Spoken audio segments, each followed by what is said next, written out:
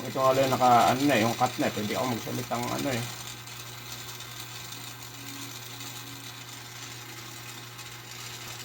Ano, pinagdugtong ko. Isang clear, isang blue, a green. Pinagdugtong natin.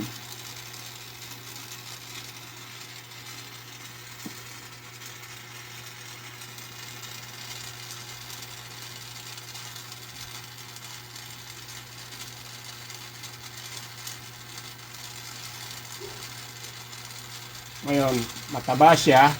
So, papaliitin natin.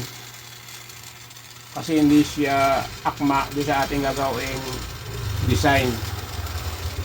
Kaya ang gagawin natin, maliliitin siya. Oh. Ayan, oh.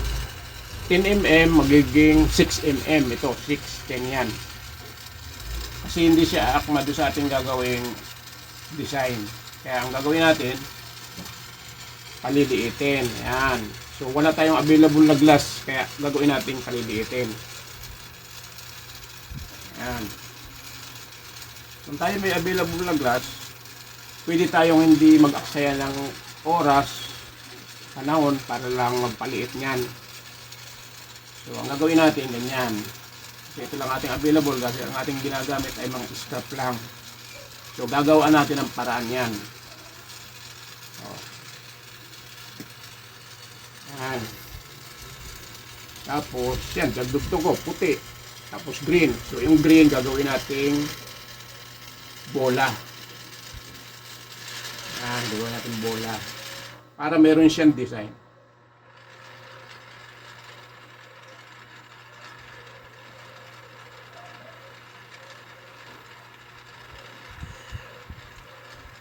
Yan. Another design naman.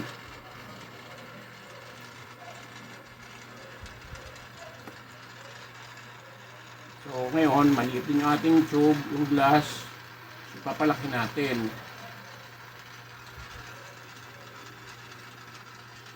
Ayan o, malaki na. I-adjust ulit natin siya para mas lumaki pa.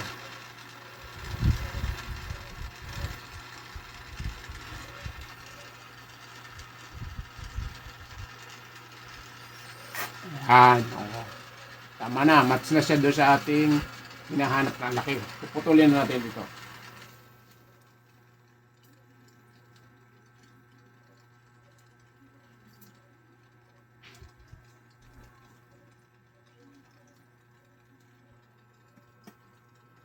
Ayan. Ngayon, para makumpleto bilog,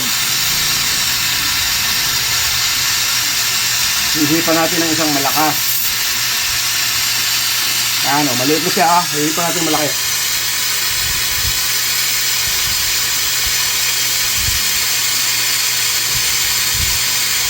Ano, match siya doon sa atin. Kasi kung ganitong kalaki, hindi siya match. Kaya ginawa natin ganyan.